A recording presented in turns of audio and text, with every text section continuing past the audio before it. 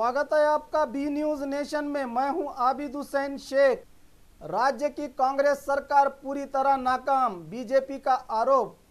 आज बीजापुर में बीजेपी के राज्य प्रवक्ता वामनाचार्य ने बीजेपी की ओर से नवंबर 2 से शुरू की गई परिवर्तन रैली जनवरी 28 तक पूरे राज्य में चलेगी।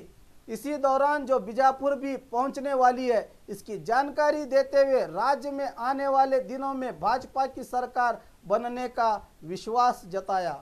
ಜನರನ್ನು ಮುಟ್ಟೋದಕ್ಕೆ ಜನಸ್ಪಂದನೆಯನ್ನು ಪಡೆಯೋದಕ್ಕೆ ಉಪಯೋಗಿಸ್ತಿರುವಂಥ ಒಂದು ಟೂಲ್, ಒಂದು ಇನ್ಸ್ಟ್ರೂಮೆಂಟ್ ಯಾತ್ರೆಗಳು. ಇಷ್ಟು ದೊಡ್ಡ ಪ್ರಮಾಣದಲ್ಲಿ ಪ್ರತಿಯೊಂದು ಊರಿಗೂ ಹೋಗಿ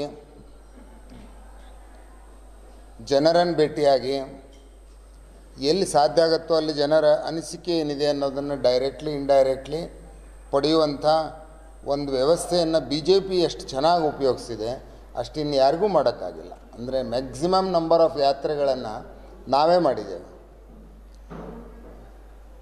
ಈಗ ಕರ್ನಾಟಕದಲ್ಲಿ ನವಂಬರ್ 2ನೇ ತಾರೀಕಿನಿಂದ ಪ್ರಾರಂಭ ಆದಂಥ ಯಾತ್ರೆ ಮೊದಲನೇ ಫೇಸಲ್ಲಿ ತುಮಕೂರು, ಬೆಂಗಳೂರು ಗ್ರಾಮಾಂತರದ ಕೆಲವು ಭಾಗಗಳು, ಹಾಸನ, ನಮಗೆ ಕೊಡಗುಗೆ ಹೋಗ್ಲಿಕ್ಕೆ ಆಗಲಿಲ್ಲ. ಟಿಪ್ಪು ಜಯಂತಿ ಇದ್ದಿದ್ದರಿಂದ ಅಲ್ಲಿ ಪರ್ಮಿಷನ್ ಕೊಟ್ಟಿಲ್ಲ. ಕೊಡಗು ನಲ್ಗೆ ನಿಲ್ಲಿಸಿ ನಾವು ಮಂಗಳೂರು, ಉಡುಪಿ ಇಷ್ಟು ಮುಗಿಸಿ ಇವತ್ತು ಉತ್ತರ ಕನ್ನಡ ಜಿಲ್ಲೆ, ನಿನ್ನೆ ಇವತ್ತು ಮುಗಿಸಿ ಇವತ್ತು ಬೆಳಗಾಂ ಜಿಲ್ಲೆಗೆ ನಮ್ಮ ಯಾತ್ರೆ ಪ್ರವೇಶ ಮಾಡಿದೆ. ಯಾತ್ರೆಯ ವೈಶಿಷ್ಟ್ಯಗಳು ಅಂದರೆ, ನಾವು ಜನರಲಿ ಯಾತ್ರೆಗಳನ್ನು ಮಾಡ್ತಿದ್ವಿ 2-3 ಜಿಲ್ಲೆ, ಒಂದು ಸಲಕ್ಕೆ 4-5. ನಮ್ಮಷ್ಟು ಯಾತ್ರೆ ಯಾರೂ ಮಾಡಿಲ್ಲ. ಉಳಿದವರು ನಮ್ಮನ್ನು ನೋಡಿ ಕೆಲವು ಸ್ಮಾಲ್ ಡಿಸ್ಟೆನ್ಸಲ್ಲಿ ಮಾಡ್ತಾರೆ. ಬಟ್ ಈ ಸಲದ ಯಾತ್ರೆ ವೈಶಿಷ್ಟ್ಯ ಏನು ಅಂದರೆ, ಕೊಡಗುವಿನ 2-3 ಕಾನ್ಸ್ಟಿಟ್ಯೂನ್ಸಿ ಬಿಟ್ಟು ಬೆಂಗಳೂರಿನ ಎಲ್ಲ ಇರೋದರಿಂದ ಲಾಸ್ಟಿಗೆ ಮಾಡ್ತೇವೆ.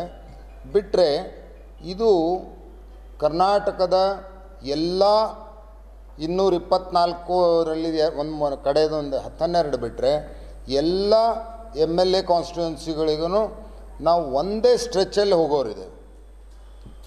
ನವಂಬರ್ 2ರಿಂದ ಪ್ರಾರಂಭ ಆದ್ದು ಜನವರಿ 28ರವರೆಗೂ ಮಧ್ಯೆ 1 ದಿವಸ 2 ದಿವಸ ಈ ಥರ ಗ್ಯಾಪ್ ತಗೊಂಡು ರಾಜ್ಯದಾದ್ಯಂತ